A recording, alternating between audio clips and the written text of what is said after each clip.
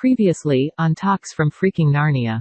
Yes, I'm going to do this. It's time for my review of Stranger Things Season 3. Danger, Will Robinson! Danger! No, Will Robinson!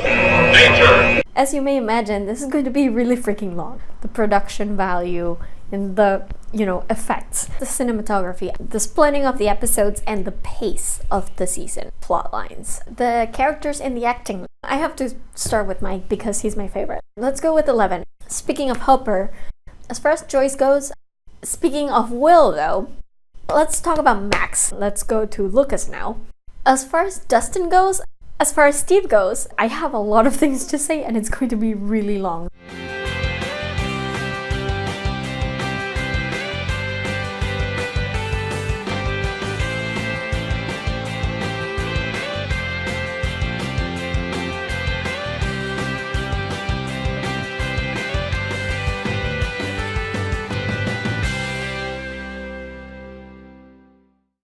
As far as Robin goes, I fucking love Robin. I thought she was amazing. I mean, I already loved Maya Hawke because she was Jo in Little Women, the PBS adaptation, and I thought she was fantastic in it. So I already knew that she could act. She really can act. But this season really showcased her. Like, I think Robin is amazing. She fucking figured out a Russian communication in code. She figured it out in like a day. Like, can you even friggin' imagine? Guys, like, seriously? And just, again, I keep mentioning episode 4 because it's my favorite, but part of it, and I mentioned before that part of my love for this episode is people making plans and those plans actually working. The kids weren't the only ones who were making plans. The Scoops Troop put their plan into action in this episode, in episode 4, and it worked like a freaking charm. And that whole thing was thought of by Robin. I think she's a freaking genius, and I think she's amazing, and I love her, and I want so much more of her in season 4. Like, every scene she was in, she just took over. I love her so much. Her confession when they're trapped by the Russians and they're in the chairs and they fall over and she's talking to Steve. That whole scene was just amazing, and at that moment I had to pause and just like thank the heavens that Duffers gave Maya Hawke the chance to be in this season, because she was incredible. Like, not just the character, but just her acting was amazing, and that scene in the bathroom stall between the two of them was fantastic as well. And it's just, she is so great. This is such a great addition to the cast, and I can't wait to see where they go with her. I really loved Robin. She might have catapulted to my top 3.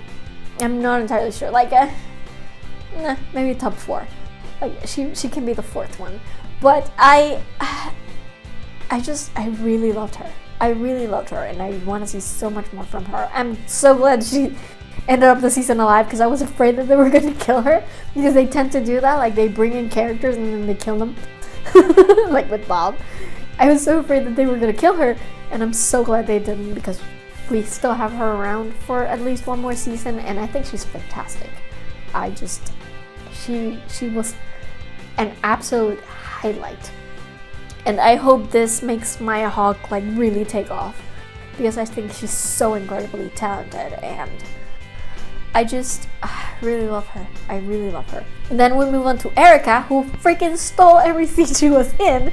Like, if you want to talk about the plan that they hatched up in season 4, in episode 4, and how it all panned out exactly perfectly as they planned it, that was all due to Erica. Like, one of my favorite scenes in the entire season is when she walks out of the loading dock.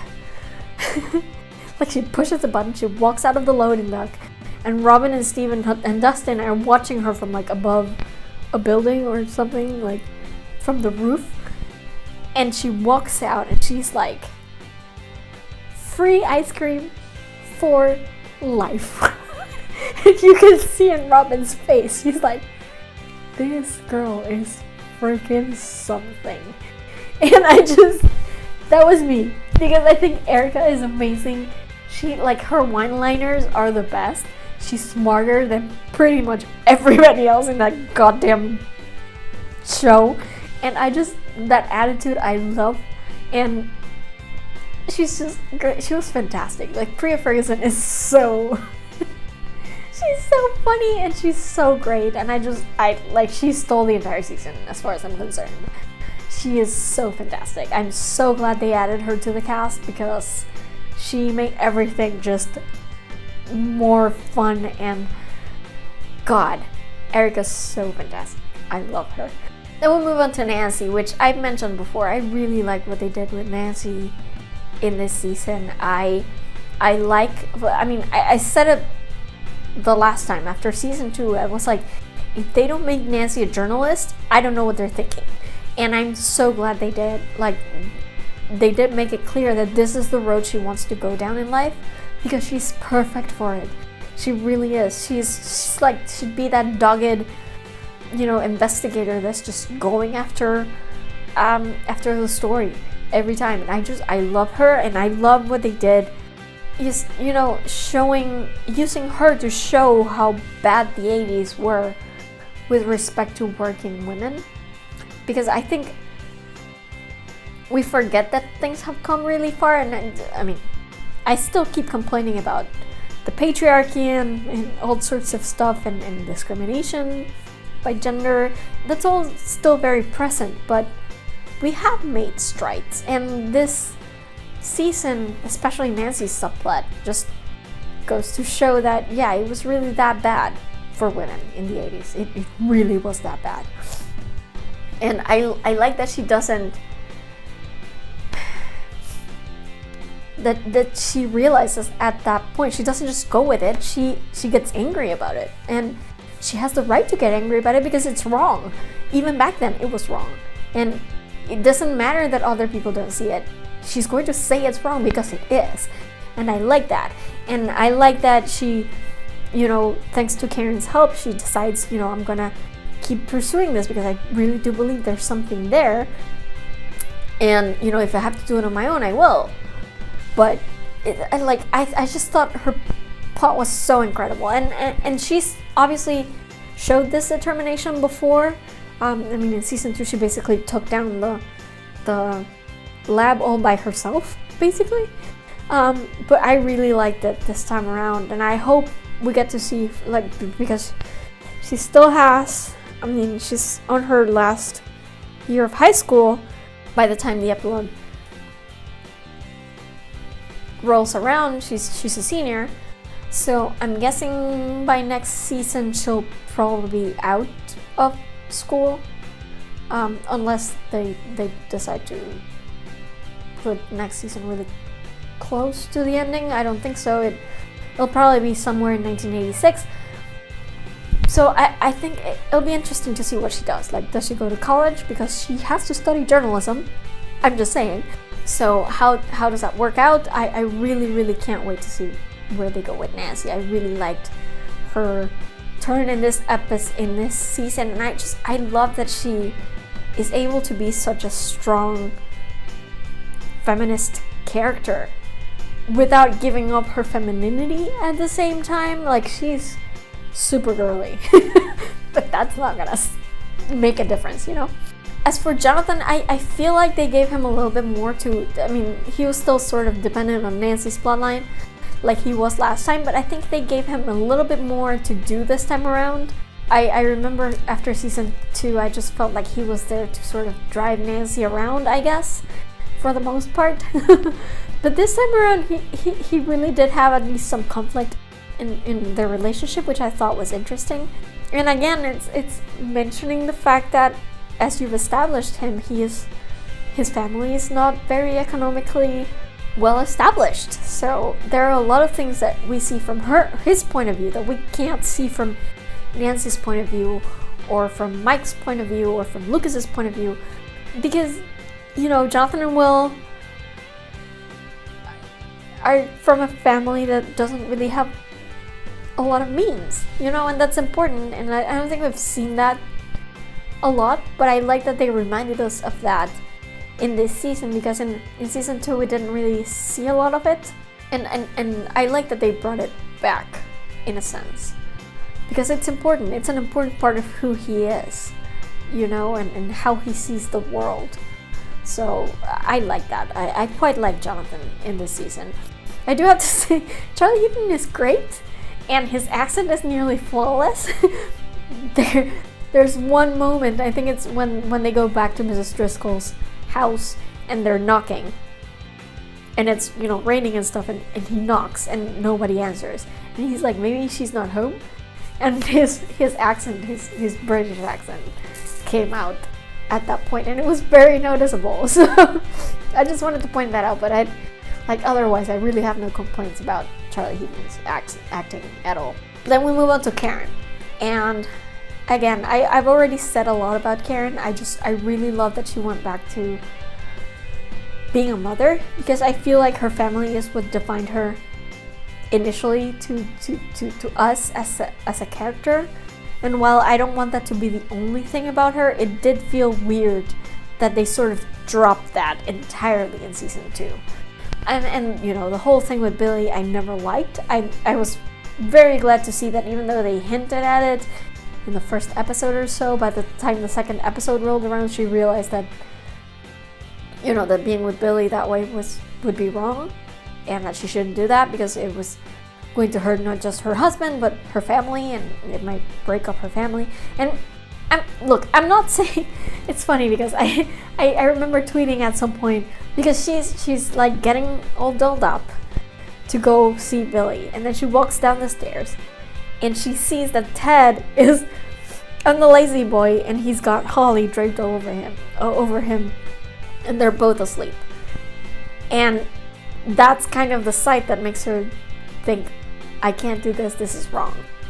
And look, I remember tweeting at that point, way for the show to make me feel bad about Ted, which is totally weird, because I don't like Ted. I've never liked Ted. I find the way he treats Mike to be pretty reprehensible, and he doesn't ever, unlike Hopper, Ted doesn't really get the lesson. He just continues being like that to his son, and I think that's reprehensible. But apart from that, I do think he takes care of the family for the most part. I mean, he gives them a decent lifestyle, and I think Nancy at least probably gets along with him, I guess, and obviously Holly does as well. So it might just be a thing with Mike because he's a boy, and Ted has preconceived notions of what his son must be like. So it's not that I like Ted, but that moment did make me feel bad for him, because getting cheated on is not good. And he hasn't been abusive. He's probably not the most emotional man. He probably doesn't show his emotions all that much, but he's there for his family. He went to the fair with them and everything. So I don't think he's the worst guy anymore. And that's really weird, because I've always been so predisposed to not like Ted because of Mike. On Mike's behalf, I don't like Ted. But I think there's a big difference between being clueless and milquetoast rather than being a bad person. I don't think Ted is a bad person. I think he's clueless. I think he needs to learn a lesson regarding Mike. But yeah, even that little moment kind of made me pause and think, do I feel bad for Ted now? So yeah, that was interesting, but I really like that Karen decided to do the right thing. And I'm not advocating that if you're unhappy in your marriage that you should stay in your marriage at all. But again, I don't think Ted is abusive. He's probably not as effusive as she would like him to be. And maybe they've fallen into a routine and stuff. But I think that moment when she sees him and Holly on this lazy boy, she realizes that maybe I should also let him try. Maybe there's been no spark in our relationship, but maybe I can try to spice things up a bit. And that's Probably when she actually convinces him to go with her and Holly to the fair. You know, it's like, let's do things as a family now. And Ted, bless his heart, decides to give it a try. Like, he doesn't seem really comfortable in there, but he's gonna try. So I think I'm not advocating for anybody to stay in an unhappy relationship. I just think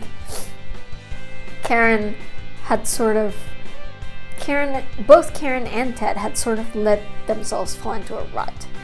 And this whole thing with Billy maybe opened her eyes a little bit that, maybe if she tries, things will get better. If she decides to divorce Ted next season, I'm totally fine with it. I genuinely, I may have felt bad for Ted in that one scene, but I don't really have any affection for him whatsoever, especially with the way he treats Mike.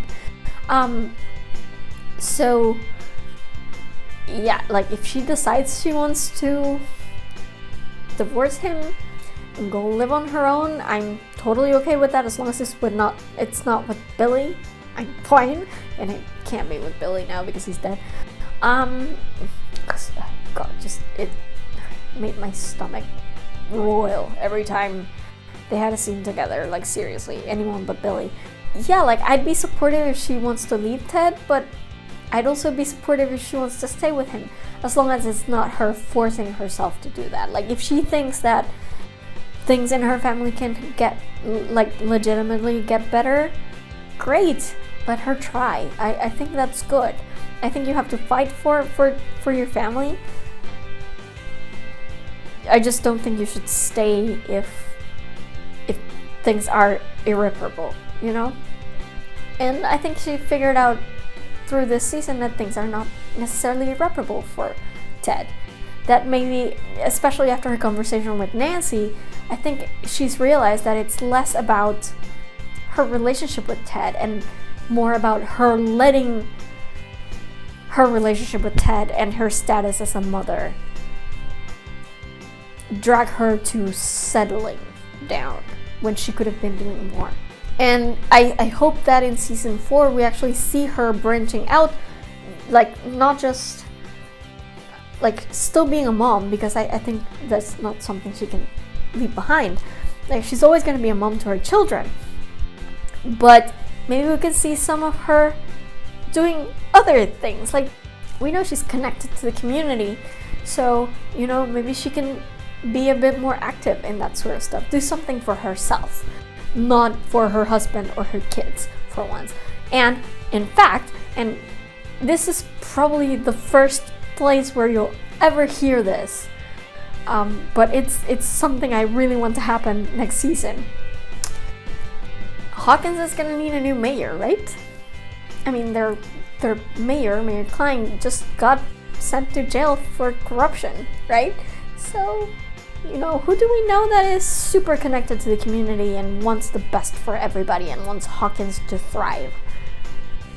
Karen Wheeler. I'm just saying. Hashtag Karen Wheeler for mayor. You heard it here first, guys. I honestly, I don't know if they actually go that way, but I would like to see them actually do something like that. And it would be a nice change of pace of her being, her storylines revolving around her family and her kids. And maybe let her do something for herself without giving up her kids and her husband. You know what I mean? So yeah, fingers crossed for that. Who knows? As far as Billy goes, I've read a lot of pieces where they suddenly say that Billy has been redeemed and stuff, and that now they care for Billy. I'm not gonna go that far. I mean, it was interesting to see why Billy became who he is. The fact that his mother, who he loved more than anything, left, and he was left behind with a father who was abusive. It makes things make sense. It makes his reaction and the way he became make sense. But it doesn't justify it. There's tons of people out there in the world who have had a parent they were close to leave or die and ended up in the custody of a parent who wasn't ideal or even who was abusive. And those people, many of them, most of them really, have managed to be decent human beings despite all that shit happening to them. So, like, while Billy's backstory makes us understand Billy, I don't think it excuses any of his behavior. So if you ask me, I don't like Billy. I still don't like Billy. I'm sorry. Like, I thought it was cool to see his background and stuff. And Dacre Montgomery is amazing. Like, he was so great in the role. But I still don't like Billy.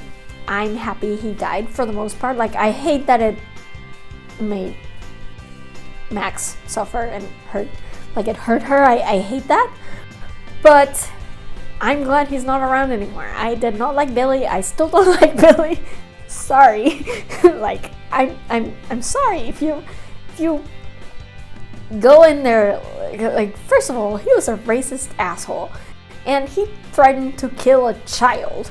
Did we all forget that? Like, this was a 13-year-old child that he was threatening to beat up. So, like, no. And he was abusive to Max, and I just, nope. Sorry, there's no getting over that. I don't think so. As much as I loved Dacre Montgomery's performance this season, I thought it was great. And as much as I loved that they gave Billy a bit more depth than he had in the previous season, it's still not enough to make me feel for him. So when he died, it was just like, oh, look, I called it because I knew he was gonna die. So yeah. I don't know, maybe my heart is made of stone, I don't know, but I'm sorry, I don't like Billy. I still don't. He's nice to look at, but I don't like him. So yeah, one thing I do have to say though about Billy is that there are a few things that I didn't like about this season, as you might know by the fact that I've been talking for 2 hours and still aren't quite finished. But there are a few things about this season that I didn't like. Not many, like, they're mostly nitpicks. But Billy's death is totally one of those things. I think it was a leap. I can understand that. Like, it was very emotional, just the idea that 11, because she had seen into his memories, she was able to use those memories to pull him out of the Mind Flayer's trance. I thought that was great. The problem comes when 2 seconds later, he turns around and sacrifices himself for 11. Like, why?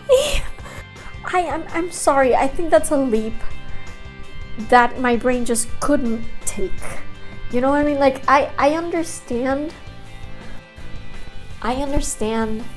him feeling some kind of kinship with 11, given that she's the only one that shares his memories of his mother. But Billy's still Billy. And he's known 11 for what, 3 days? Like, even if we assume that in his non-activated moments, he was actually in control and actually his own consciousness did actually meet 11 and it wasn't just a Mind Flayer. But all of a sudden, like, she recites his memories back at him, and that makes him care about her so much that he's going to sacrifice himself for her. I mean, you could argue that maybe he sacrificed himself for Max, or just, for the world in general. But I just feel like that's a very un-Billy thing to do. It's a very un-Billy thing to do, especially after so little build-up. Because literally the only thing we had to make him good was those memories. And just the mere act of him remembering them suddenly made him good, made him self-sacrificing.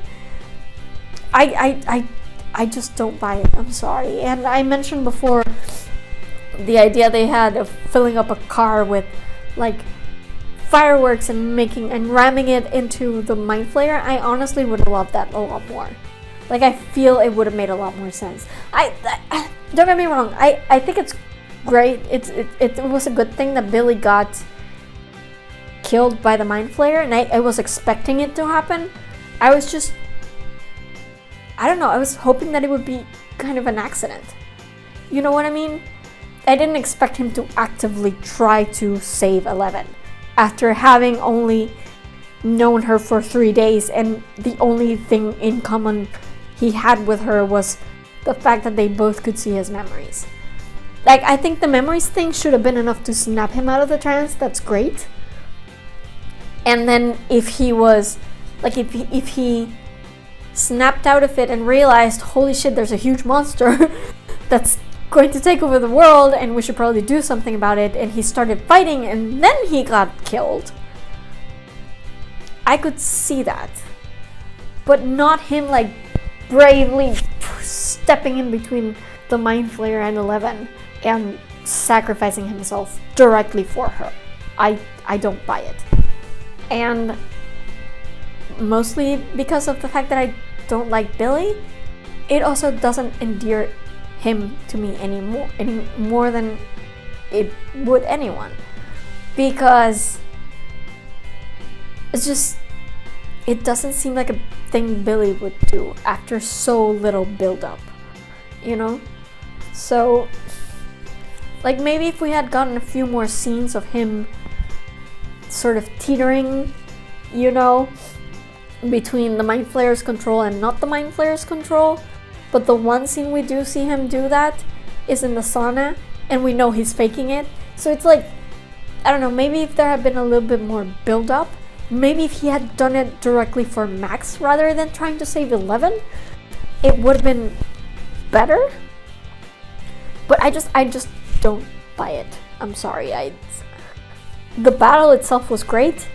The idea that 11 was able to snap him out of the Mind Flayer's trance with his own memories was great. I just don't buy the self-sacrifice part of it. And yeah, I don't know. I didn't like that bit. But in general, Dacre was great. I mean, what a performance. It was so great. Just the whole thing in the sauna was fantastic, and he was so creepy. I still don't like Billy, but it is what it is. At least he's not around anymore, so yay me. And then there's Alexi, who everybody fell in love with. Let's face it, he was adorable. I loved him. He was so cute.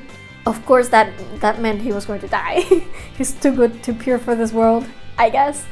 But I loved Alexi, and you know, after the whole season came out, on the 11th of June, it was 7-Eleven Day, and everybody was like posting photos on Twitter of themselves holding up cherry Slurpees.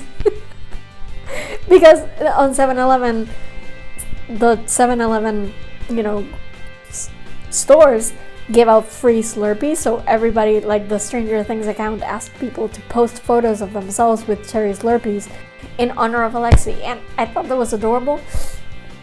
Like, it kind of sucked that he couldn't live. It's kind of like Bob, you know, so they're just too good to live. And yeah, I think out of all the deaths, Alexi's was the one that hurt me the most, because I literally, like, the previous scene when he was winning the Woody Woodpecker plushie, I told myself, oh my god, I love him so much. He's going to die, isn't it? I knew it was coming, and I think that's the one death that hit me the hardest. But I love him, he's great. And then there's Murray, whom I also love. I mean, in season 2, I didn't love him as much, but this time he really, really endeared himself to me. I was so glad they brought him back, because if you look back on it, he was right. Like, remember when he went back to Hopper's office at the beginning of season 2, and he was trying to convince Hopper that the whole thing that happened the previous year with Will was part of a Russian conspiracy and that the Russians were going to invade Hawkins? He was right. He just wasn't right about when or how or for what reason, but he was right. And I think it would have been a disservice to everybody not to have Murray around while the Russian invasion of Hawkins was happening. And it makes total sense that, of course, he knows how to speak Russian. He probably taught himself so he could, like, intercept communications, and then a 14-year-old kid who was trying to contact his girlfriend beat him to it. And I thought it was fantastic.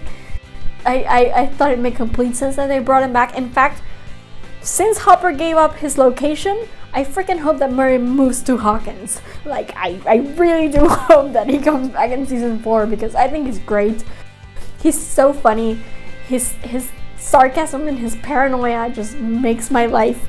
I love him. I liked him so much more this season than I did the last one. And I was so glad that they could have him back because of the whole, you know, couples counseling thing that he tends to do. Like, with Nancy and Jonathan, it was really fast. With Hopper and Joyce, it took a few episodes.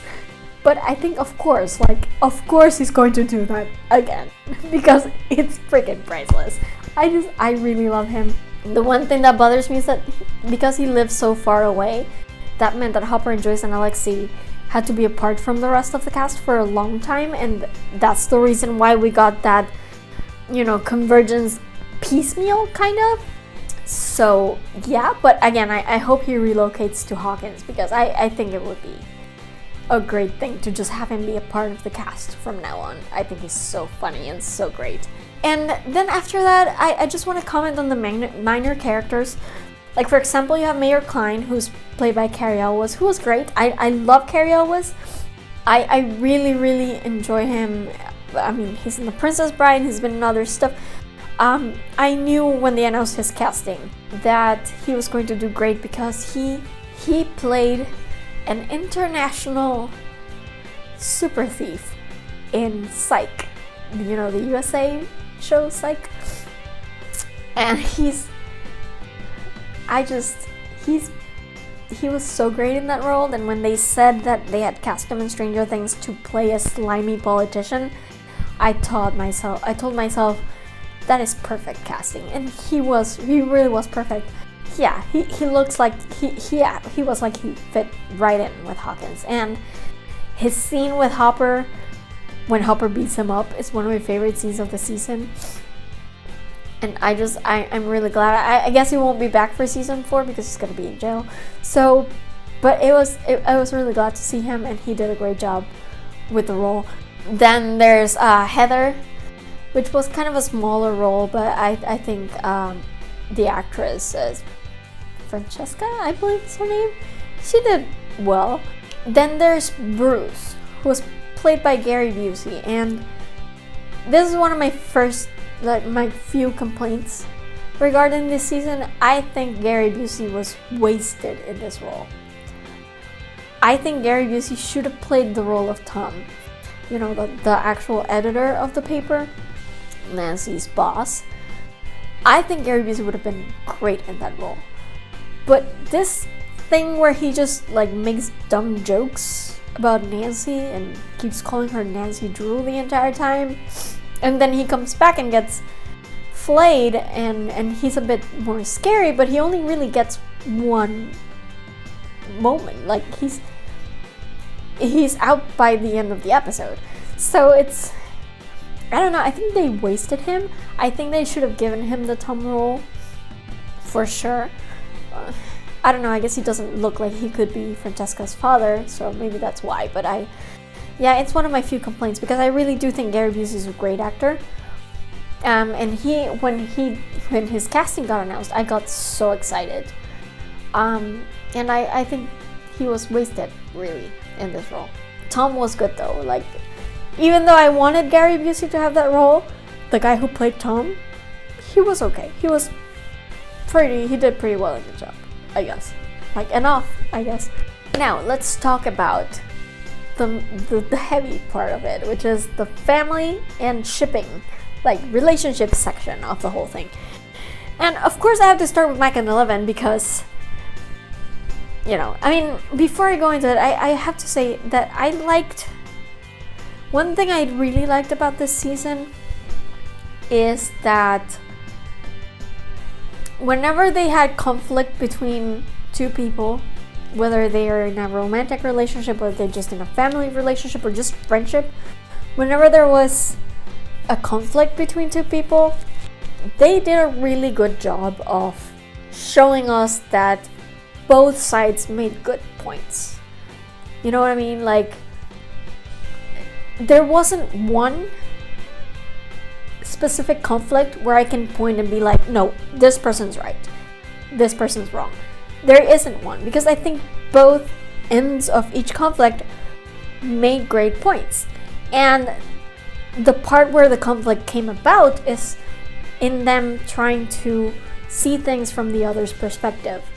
And that was where the problem came to be. And the plot helped along enough that they all learned how to see things from the other's point of view, in order to agree to meet in the middle, I guess. And I thought that was really well done this season.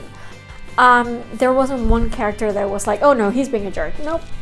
They have a point. They all do. So I really like that. I'm gonna start with Mike and 11 because of course they're my OTP. Of course I will. I just really loved it. I've already mentioned that I love that they broke up. You would think I wouldn't, but I really did love it. I think they needed that. I guess from now on they won't break up anymore. But they needed that because they haven't actually, if you think about it, they haven't actually been together that long. They haven't actually known each other that long. Like, they only knew each other for a week in season 1. And then season 2 came about and they were apart for most of the season. So they were apart for like over a year. But they were in love with each other through that year. Like, the entire time they'd been in love with each other, but they fell in love with each other after only knowing each other for a week, And that's kind of a very heavy thing to deal with. So, and then they jump into this relationship and they want to be together all the time because that's the way relationships are at the beginning. And they don't want to be apart because they already know that they suck at being apart. Like, they're really bad at it. But so it doesn't really give them a time to define each other, to define themselves individually. And that's a struggle that so many couples have. So I mean, I've already ranted about this, but I really do think that it was good for Elle to step back and think, okay, but who am I apart from Mike? And sure, I mean, they both did things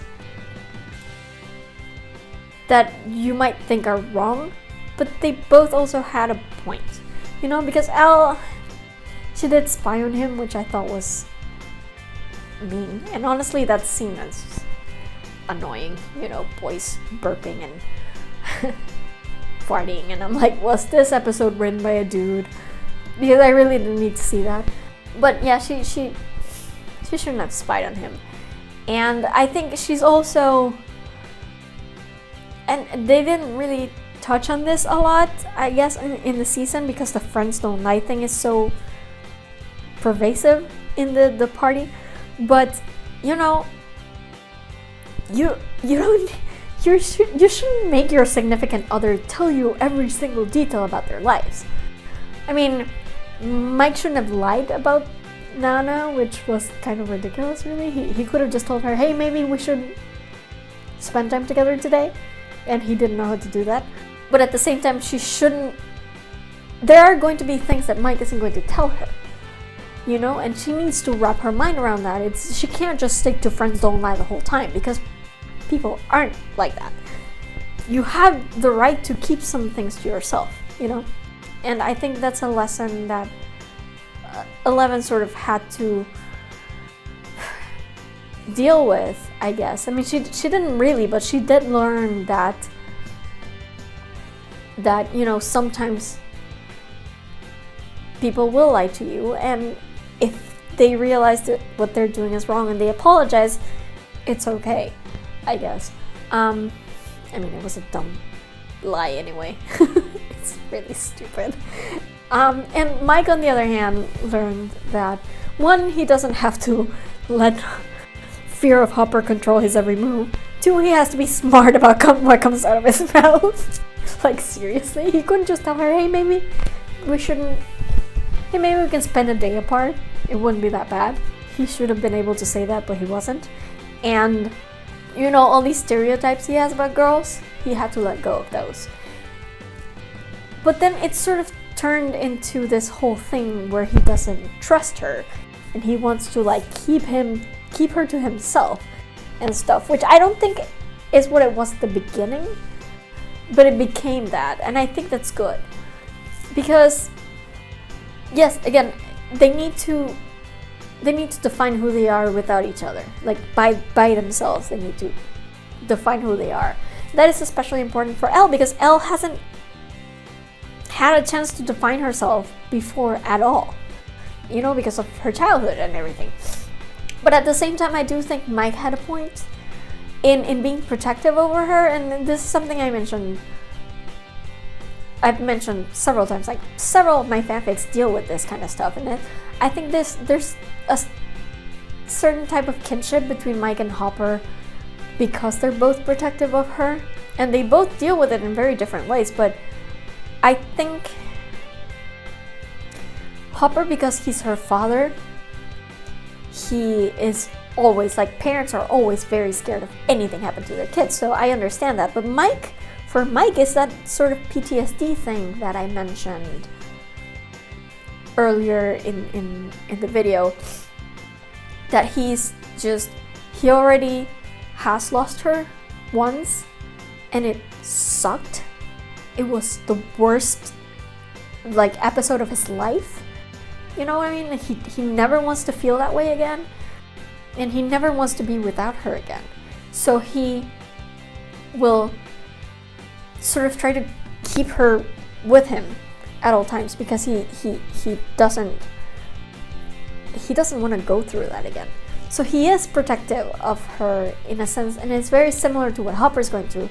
And they both have to learn that they eventually have to let go a little bit, let her be her own person, and that's great. But at the same time, it's understandable, because I think Mike is so freaking traumatized by everything that happened in the first 2 seasons of the show, and I think he internalizes that trauma really deeply, and it sort of feeds into his instinct to protect the people he loves. Like, he already has that instinct, but that just makes it more weighty, you know?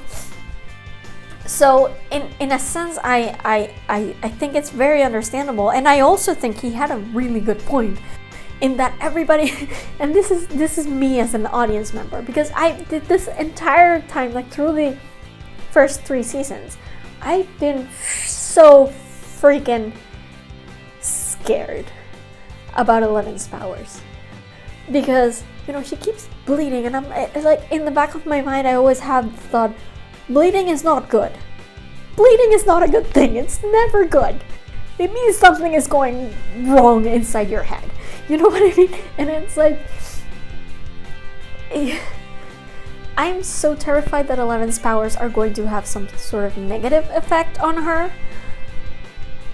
And I think Mike is terrified of that too. Because, let's be real, we don't actually know where Eleven's powers come from.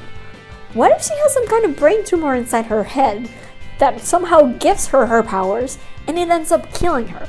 We actually don't know this, and the fact that people are just sort of expect her to come in and save the day with her magic powers it's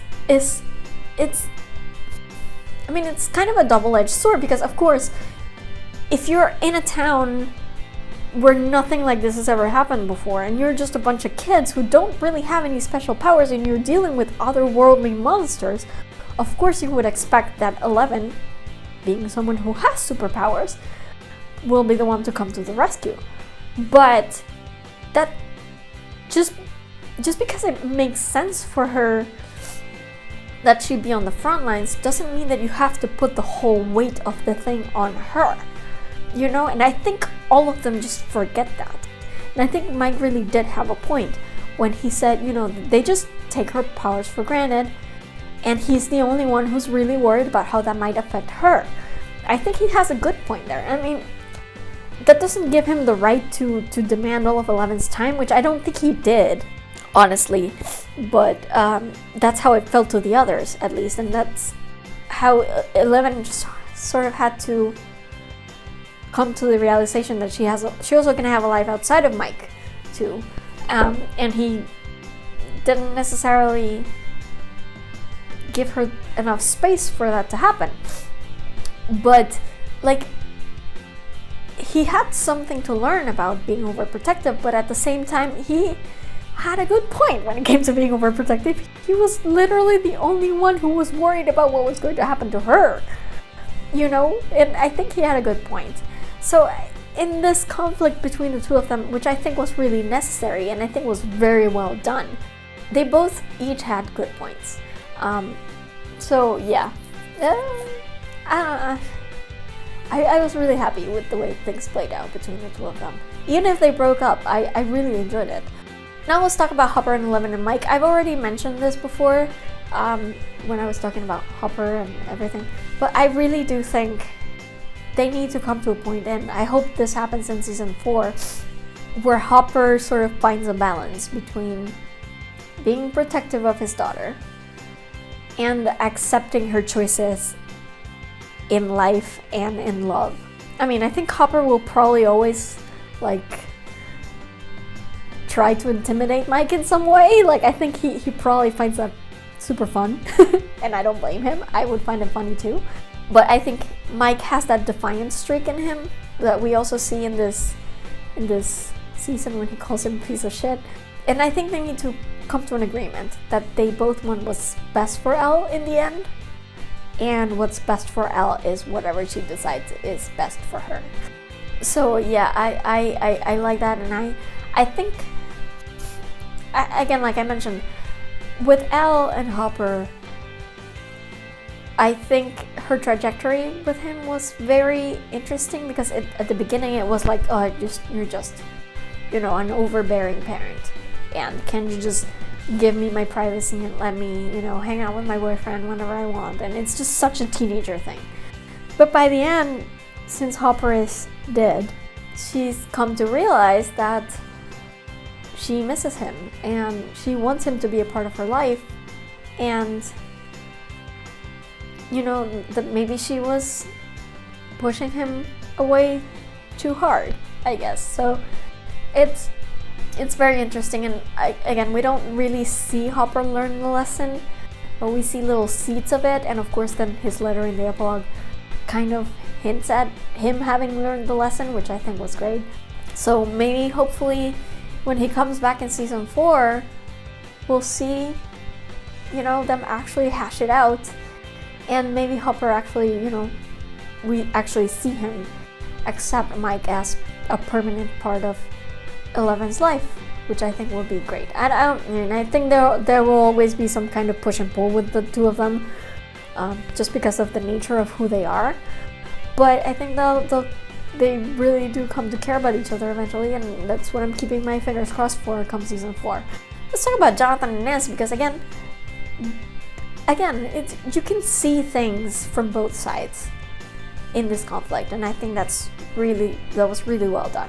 Because yes, it's absolutely, I totally agree with Nancy. It's absolutely humiliating to be treated that way just because you're a woman, when all you want to do is go out and get a story and you know, do your best in this job that you love, and you keep getting put down, and it's just so terrible. Like, I totally empathize with her.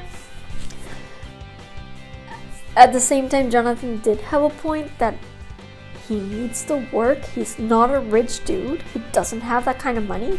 And it's funny because he's like, I have to pay for a mortgage in college. And I'm like, if this were the 2010s, you wouldn't be able to pay for college with a job at the local paper. But hey, it's the 80s, so of course he can put himself through college with a job at the local paper. So yeah, but I mean, he did have a point, and Nancy really did not see that. You know, like she admits it as much. She admits as much to Karen that she wasn't thinking about him, and that's something that couples have to learn. You know, that sometimes you have to meet in the middle. And while Jonathan may be asking her to put up with too much, him getting fired kind of didn't help things. You know, like him getting fired along with her. Like, I think if she had said maybe that she wanted to quit and go work somewhere else, maybe he would have been supportive and maybe he would have been encouraging, which would have been nice. But he decided to go along with her, and she decided to work, you know, outside the lines that were given to her. And while that's not a bad thing because it really was her only choice, she got caught and Jonathan paid the price for it. So I think it's a balancing act. You know, he should have seen her side of things a bit more. I think he wanted to be supportive of her, and that's why he went everywhere with her, and that's why he ended up getting fired, because he was trying to support her ambitions, I guess. But at the same time, she should have seen that he really needed this job. And, you know, this wasn't just any job. It would have also looked really good in his college applications, for example. So, like, they needed to see things from each other's point of view, and I think that's the conclusion they come to, and I really like that. I've always liked Nancy and Jonathan for the most part. Like, it always felt like they were gonna get together eventually, and yes, they did in season 2. But I've never, like, felt emotions. Like, I like them intellectually, I guess, but there's never been a scene that's made me go or anything, like with the two of them. But let me tell you something. In the epilogue, the scene when they're in Jonathan's empty room and they're saying goodbye and they're talking about shared trauma and what's a little more, that got to me. That, I don't know why. I was not expecting that, but it really got to me. I think it might have something to do with the cinematography, because it was like a really close shot of the two of them when they were like holding hands and then they kissed and stuff, and it's like, I am feeling things for them right now. Like, that really got to my heart. And I don't know, it felt like the first time that something like that happened with Nancy and Jonathan. So I thought that was really interesting. Let's talk about Max and Elle, because those are my girls, okay? Like, that scene when they go to the mall and they just start trying stuff on and Material Girl is playing in the background, it just made my life. Like, I needed, one of my biggest wishes for season 3 was for the two of them to become BFFs, and they did, and it was perfect, and I loved it, and oh my god, I just love them so much. Like, I've heard a lot of people complaining, like in reviews and stuff, that, oh yeah, of course they make them go to the mall, because obviously girls don't know how to do anything else except go to the mall. And yeah, okay, I get what you're saying, but why wouldn't they go to the mall? That's the whole point of the thing of the season.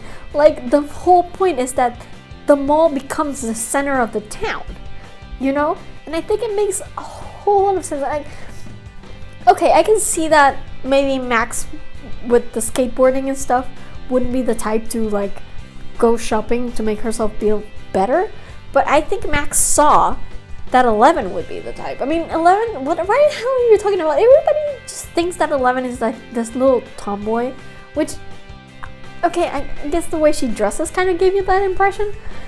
But she's always liked pretty things. We've seen that from season 1. Like, she was so into Nancy's room in season 1. Like, in Nancy's room is the girliest thing you will ever see in your entire life. Like, and 11 liked that. And she likes pretty things. We've seen this before. And just, she was wearing a dress at the ball, like the snowball, and like 11 is a girly girl. I'm sorry, like, you might not have that impression, but she's a lot girlier than you think. And I think Max saw that 11 she's never had things that were her own. She only had like, lab clothes, and of course then when she started living with Hopper, she had Hopper's hand-me-downs for the most part, which I assume are Diane's, by the way, but I don't know whose clothes those are. They're not Hopper's. But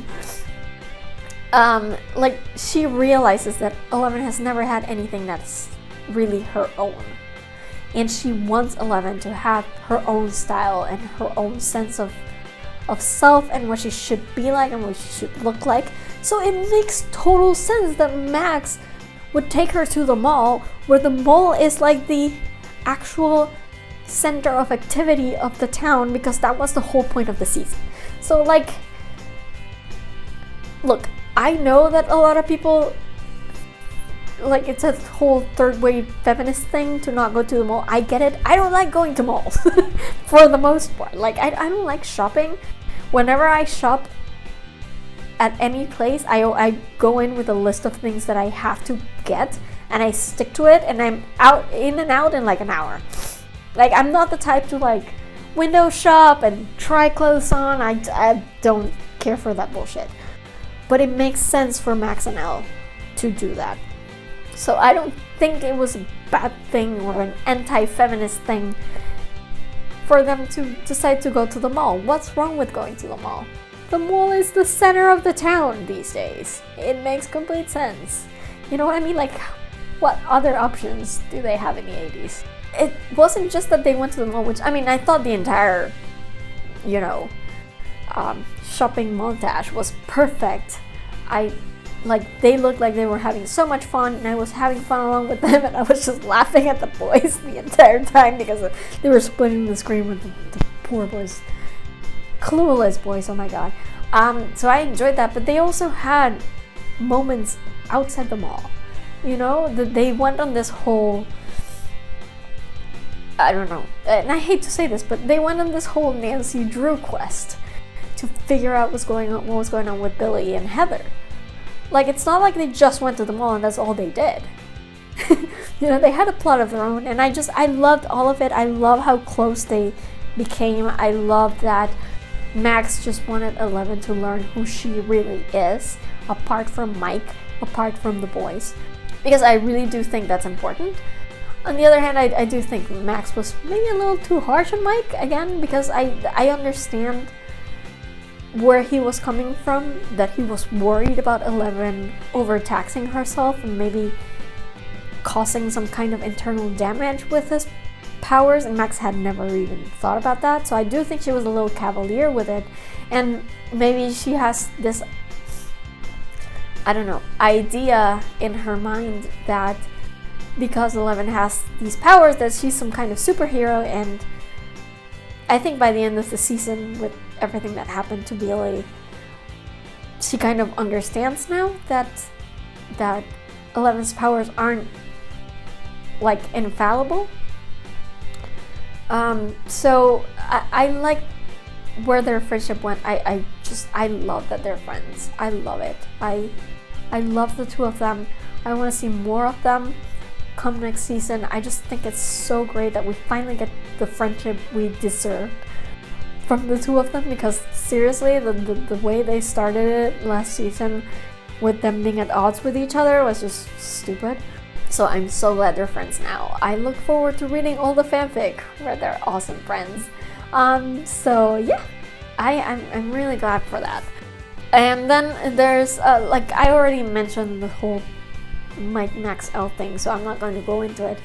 But let's jump straight into Hopper and Joyce, which again, they had the whole bickering thing, which I thought was really 80s. It felt really 80s, like remember Moonlighting, that kind of stuff. Like the whole bickering couple thing is quintessential 80s. So I loved it.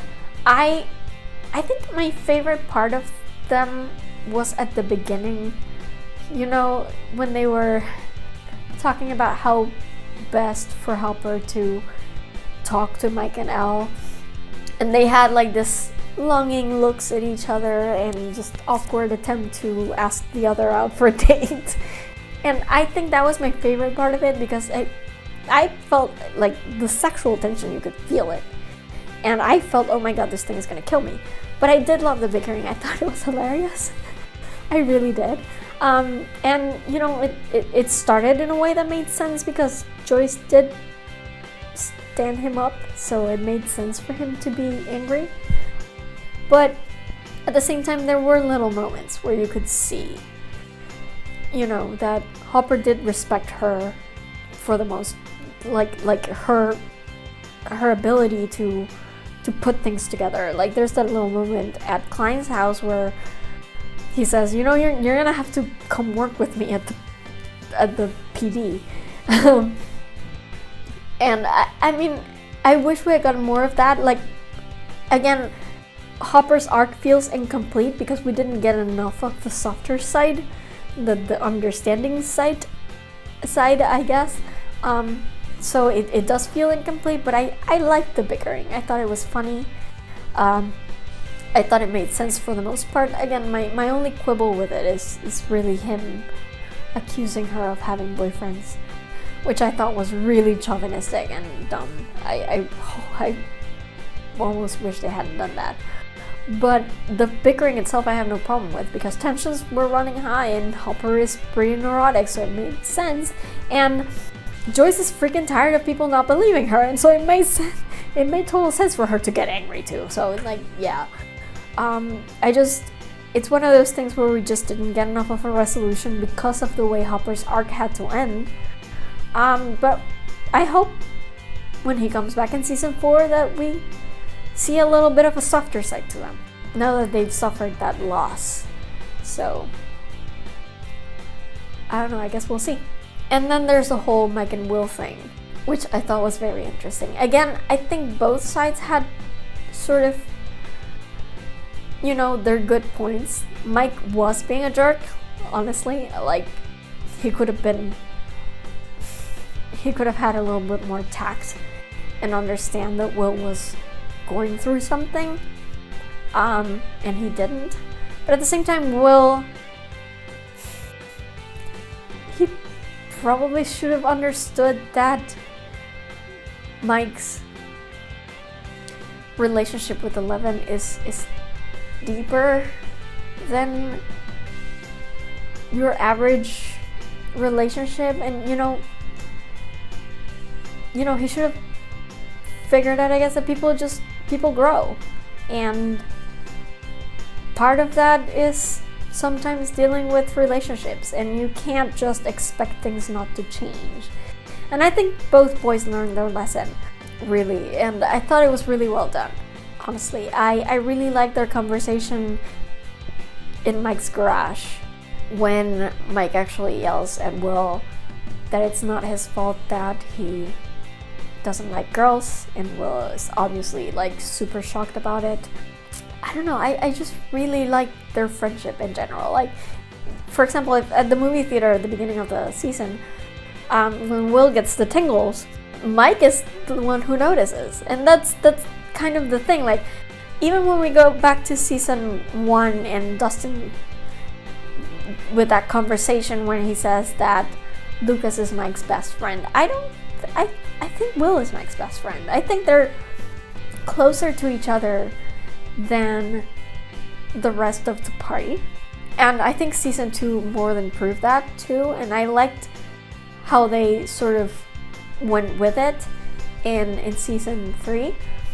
To the point where, you know, it really hurts Will the most when Mike sort of dismisses him. And, you know, I haven't been reading fanfiction, but I wouldn't be surprised if, like, the Mike Will fanfic, you know, contingent just went crazy after the season, because it's, yeah, it's a thing. Like, you can all definitely see that they care about each other. And I remember after that scene in the movie theater when Mike asks Will if something's wrong, and Will's like, no, I'm fine. He looks at Mike, and I remember thinking to myself, oh yeah, he's definitely in love with him. Like, I just keep getting that feeling from Will. And I keep hoping that at some point they will, at like the Duffers will make that not subtext but text. So let's see where that goes. I mean, obviously I don't ship them. I ship Mike with 11, and they're my OTP, and that's gonna stay that way, and I expect them to end this series together. So if Will ever confesses to loving Mike, it will be unrequited, and it will probably serve as a stepping stone for him to move on and just admit to himself that he's gay, I guess. But I really like how close they are, and just I want both of them to be happy so hard. That I really liked the tension between them this season. And they tried to make it about Lucas too, but really it was about Mike. So yeah, I can totally see Will's point of view, because he's never had to share his friend with a girl, so he's not used to it. And he desperately wants to go back to a time where everything was simpler and where things didn't have to change. But at the same time, Mike has a good point that you can't just expect things to stay static forever, and you just have to adapt. But 11's going to be a part of his life permanently, and much like Hopper, Will has to come to terms with that and figure out how to adapt to it. And, include 11, maybe, instead of feeling like he's lost his best friend. So, I don't know. I guess we'll see where the Duffers take the whole Will thing, but I think it was one of my favorite parts of this season, just the tension between the two of them. And I love the resolution with the D&D manuals and stuff. It was super cute. I just really liked it. So yeah, that's it for the relationships for the most part. And I'm just going to talk about some negatives and, and loose ends and speculation. So this season ended up much less buttoned up than last season. When season 2 ended, it felt like everything was great, and that it felt like there weren't really that many loose ends as for this season. This time around, Hopper is dead. He's not dead. And the Russians have an American locked up for some reason, and they have a Demogorgon, and the buyers are moving, and it's just, there's so much stuff. Like, there's more loose ends in this season than there has been in the past, even as far back as season 1. So I really like that, because it gives us a stepping stone to speculate as to what's going to happen after in season 4, because after season 2 I didn't really know where season 3 was going to go. It was really hard to speculate, but this time around there's a bit more to work with. I mean, Hopper's totally not dead. We all know that, right? Like, he's not dead. Guys, he's not. I mean, here's the thing. Most people assume he's not dead because of the post-credits scene, because the hint of the American that the Russians have locked up. I don't think that's Hopper. I think that would be way too obvious, and I don't think the Duffers are going that way. I don't know who the American is going to be. I'm not 100% sure. I know there has been speculation that it might be Brenner, which I think it would make sense, I guess, if they captured him. After all, we never saw him die. The Duffers have pretty much said that if we don't see a body, then don't assume that they're dead. And to me, honestly, it would make a lot more sense in the way that, how do I say this? Like, Brenner, and I read the Suspicious Minds, which is the first book that was released for Stranger Things by Gwenda Bond. It was about Terry Ives, Elle's mother, her pregnancy, like everything that led up to 11's birth, her relationship with the lab, and we saw a lot of Brenner in it. And I think for Brenner, it's very obvious that he's a man of science. Like, all he cares about is making some kind of amazing discovery, right? That's all he cares about, and he doesn't care what he has to do or who he has to hurt in order to do that. So I think Brenner would very much be the type to say, well, if the US government isn't going to let me do this because of this stupid little thing called ethics, then maybe I can go to the Russians and they will let me work on this. You know what I mean? Like, I could see that happening. I mean, obviously, if they have him locked up, it might not be a voluntary thing. They may have kidnapped him in order to get his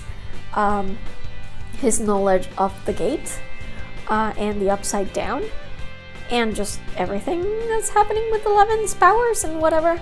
But I think it's very possible that he could be working with the Russians voluntarily, simply because they're giving him the chance to study things that the US just isn't allowing anymore. You know what I mean? So I think that there's a very high possibility that it could be Brenner. It could be someone else entirely. So I'm as far as the American who's locked up in Russia goes, I'm not entirely sure. But I'm pretty sure it's not Hopper. So I'll just put that out there. I really think it's a red herring. As far as Hopper, they obviously wanted us to think that it's Hopper, but I don't think it's going to be Hopper because the Duffers love their red herrings, right? Honestly, if you ask me, I think Hopper is in the Upside Down. That's my theory. I mean, right before Joyce explodes the thing, he looks at the gate. He literally turns around to look at the gate. If that's not a sign. And I also think it would be super poetic that Hopper pulls an 11. You know, remember from season 1 when 11 ended up in the Upside Down after destroying the Demogorgon? Hopper's been in the Upside Down. He is probably the person best equipped to survive in the Upside Down. And he's already seen 11 go in and come back from the Upside Down. So it would make sense that he would think, hey, maybe this is a good opportunity. I know a lot of people have said also that maybe he just ran and he got picked up by the Russians, but I don't think he could run. That's the whole thing. Like, the thing was spinning and I don't think he had anywhere else to go except into the gate. So I definitely think he's in the Upside Down. That would be my speculation. Whether he stayed there the entire time or maybe he found a portal, you know, eventually and got out eventually and is just sort of living some other life with a different name or whatever. I'm not sure. A lot of people also seem to think that he is definitely the American, because even if he went into the Upside Down, that probably means that the Russians opened the gate and pulled him out somehow. I think that's I mean, how big is the Upside Down, really? It's as big as our world. If the Russians opened a portal in Russia, for them to find him in a portal that opened in Hawkins, you know, you can't really walk to Russia from Hawkins. So I don't think that's necessarily the thing that's happening here, but I definitely think he jumped into the gate. I thought he saw it as his only choice to end up alive. I don't think he just ran, because the whole point of it was that the machine was spinning and wasn't letting him run. That was the entire point of it. So how could he have run right before the explosion? Like, we see when the Russians come in the hazmat suits, we see the machines still spinning, like about to blow up but not blown up yet. And Hopper isn't there. So there's no way he could have gotten to the other side of the spinny thing. He had to have jumped into the gate, honestly. That's what I think. Because he already wasn't there at that point. So that's what I think. I'm nearly 100% sure that he escaped via the Upside Down. I don't know if he's still there. I don't know if he made it out anyway, and we're not gonna really know, because the whole thing of 11 losing her powers is that she can't look for Hopper. That's the point. But I definitely think he pulled an 11 and jumped into the Upside Down. I really love that the Demogorgon's back. I hope they make the Demogorgon a principal baddie next time around, because I miss the Demogorgon. Not the Demodogs, not the rat monsters, not the spider monsters. I miss the Demogorgon as he was in season 1. So I hope he's still involved somehow. And I like the idea that, again, there's more than one. It's not just the one. As far as 11's powers go, obviously, like I said, she can't use her powers, so that's what's stopping her from looking for Hopper. So it's pretty obvious that's why they did that. I don't know why her powers are gone though. I don't think it's just a battery failure thing. I don't think she just overtaxed herself, because it would feel to me like 3 months later she'd be okay. You know, she'd have her powers back. So I don't think it's just that. I don't know that it's the bite itself either, because she was, like, even after being bitten, she was still using her powers. So it might not be the bite, but it might have to do with the bite, in the sense that when she pulled that thing out of her leg, which by the way was super crude, like, poor 11 went through so many things this season. I can't even begin to, like, I just want to give her a hug. Oh my god, that, just thinking about the fact that she had to fight so many things. She got choked, she got thrown into things, she got, like, she had to use her powers way too much, and then she got bitten by that thing, and she had to, you know, have Jonathan slice open her leg, and she went through so many things. Poor girl. Oh my god, I hope she gets a reprieve next season. I don't think she will, but, you know, hope is the last thing you lose. Anyway, I think it might have to do with the bite, in the sense that after she pulled that slimy thing out of her leg, that's when her powers started failing. Because before that, even after she was bitten, she was still like slamming cars around the mall. So it wasn't the bite itself. It might be, I don't know, it might be related with them pulling that thing out of her leg somehow. Maybe it's one of those things where it's like, this is just me like making things up as I go right here, because honestly I hadn't thought about this before, but maybe it's like one of those things where a bee stings you and the stinger remains inside of you, and that's how the toxins actually get released into you or something like that. So maybe she pulled that little thing out of her leg and it left something behind, and that's affecting her powers, like combined with maybe the overtaxing thing. It might be just a combination of the two. Part of me hopes that it's the bite, like it's whatever was left over from the bite, maybe. But that's, honestly, that's because I really, really, really want Elle to like go bad next season.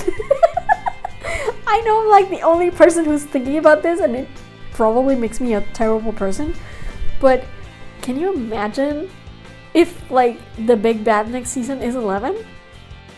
Like, that's Billy's memory saving moment times 100. You know, if they actually have to, I don't know, snap 11 out of some kind of mind flayer mind control. Can you imagine that? And I mean, as cool as it is for 11 to save the day every time, can you imagine what it would be like if it turns out that they have to save the world from her? Like, the drama, it's just blowing my mind, just the possibilities of drama. So I think that's interesting, and I also really want them to explore the idea of what her powers do to her. Because I genuinely, again, nosebleeds are not a good thing! And I genuinely just want them to explore what is happening inside of her when she uses her powers.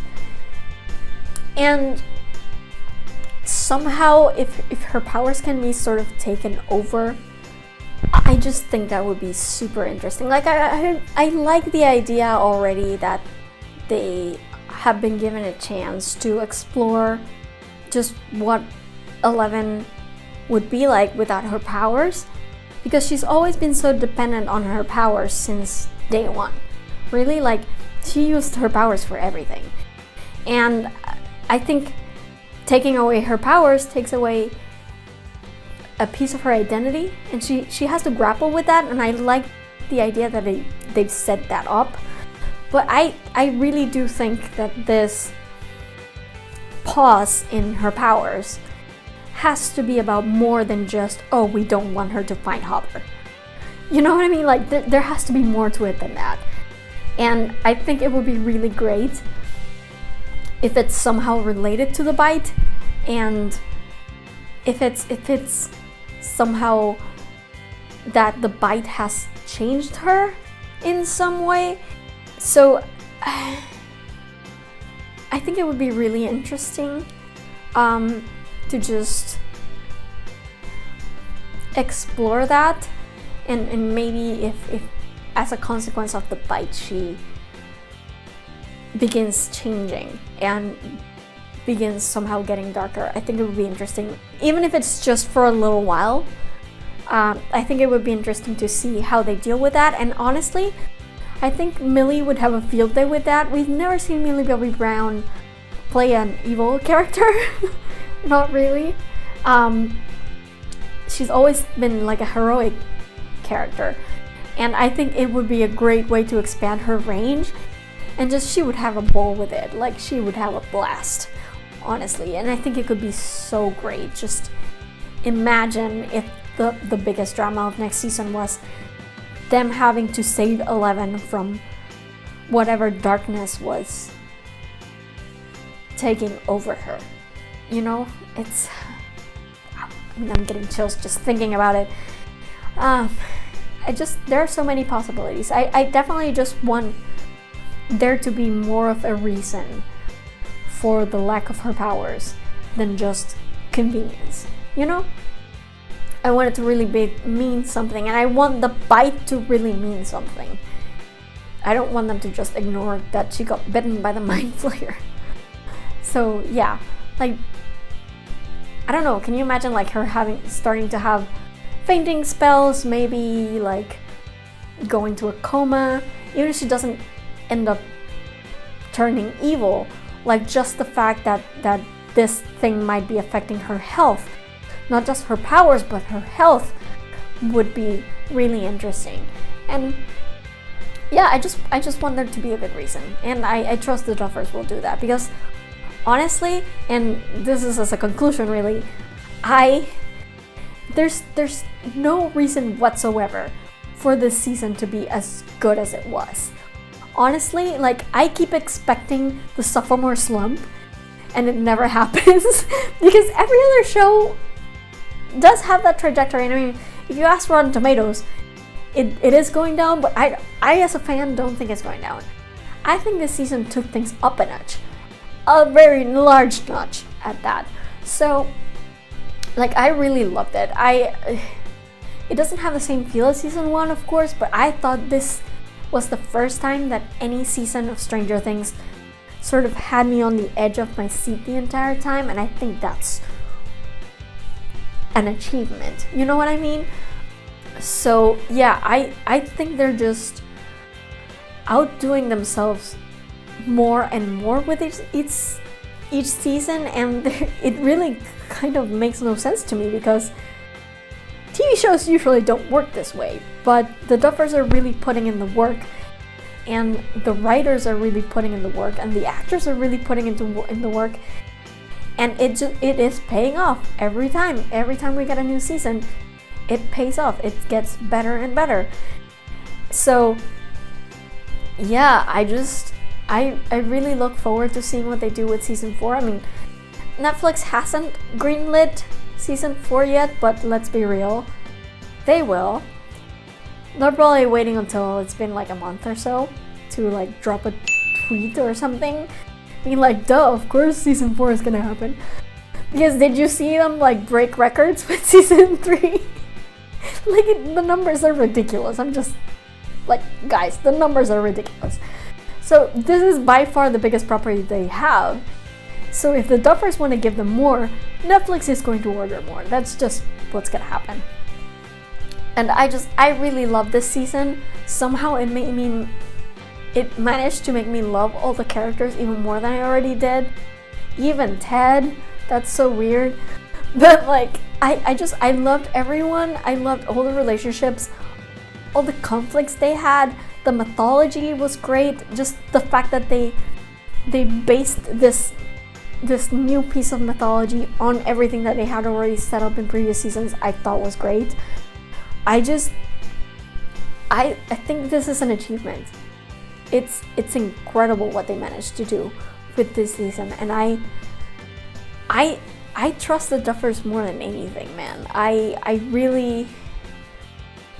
It's really unbelievable what they've managed to pull off in these 3 seasons of Stranger Things, and I am looking forward to season 4 so hard.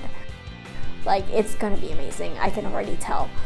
So yeah, I've been speaking for like 3 hours. Like, seriously, my camera software, like the software I used to record this, actually cut me off at 3 hours because it said my file size was too large, so I had to start a new file. Which is ridiculous. This never happened to me. I'm gonna have to split this video into 2 parts, I guess. So yeah, I've been talking a lot, but there was a lot to say. I really love this season. And yeah, that's it for me today. It was a lot, as you might imagine, but yeah, I'm shutting up now. Probably gonna start like reading Stranger Things fanfic now that I've watched the season 3 times. So I'll just go and get on with that. In the meantime, if you like this video, please give me a thumbs up. If you like my stuff, please subscribe to my channel. It really does help a lot with YouTube algorithms. I talk a lot about Stranger Things, so yeah, I mean, I talk a lot about other stuff too, but Stranger Things is very special to my heart, so most of my stuff is about that. But maybe I'll come up with some other stuff to talk about later. I also watched the first season of the Saint Seiya anime in Netflix, the new one, which I was really excited about. And honestly, I liked it. I've had the song stuck in my head for like days, so maybe I'll talk about that next time, who knows. But let me know if you have any suggestions of topics you want me to talk about. Like, anything I tweet about, generally speaking, I would be interested in talking about. So just let me know if you have anything that you're particularly interested in, and we'll see if we can actually get around to recording a video if I'm not too busy. In the meantime, you can find me on social media. I am on Twitter and Instagram at girlsareweird with underscores between the words, and I am on Tumblr at girlsareweird with hyphens between the words. You can also find a fandom-only Twitter feed in case you're not really into my personal and political stuff. I curate a Twitter feed, especially for my fandom stuff, at FreakingNarnia_ on Twitter. So if you're interested in just hearing my thoughts about fandom stuff, that's the one you have to subscribe to. You can always find a Facebook page for this vlog at facebook.com/FreakingNarnia, and as usual, be sure to visit my main website at FreakingNarnia.com. All my videos are up there in case you missed any and want to catch up. It's all up there. Also remember that I have a Redbubble store where I make art based on my favorite quotes from my favorite fandoms. And then you can use that art to like print on stuff like t-shirts and coffee cups and computer covers, so there's a lot of stuff in there, so be sure to check that out. I'm already uploading Stranger Things 3 stuff, so be on the lookout for that. If you're like Scoop Stroops fans or Griswold family fans or Balding Old fans, those are coming soon, so stay tuned for that. And yeah, remember that you can find this on podcast form on my Patreon page. The podcast version goes up in the very same day that it goes up on YouTube. So if you prefer to do it on podcast, maybe you'll want to join my Patreon. So check that out at patreon.com/FreakingNarnia. And yeah, I think that's about it. I've talked for far too long, so I'll just cut this short now.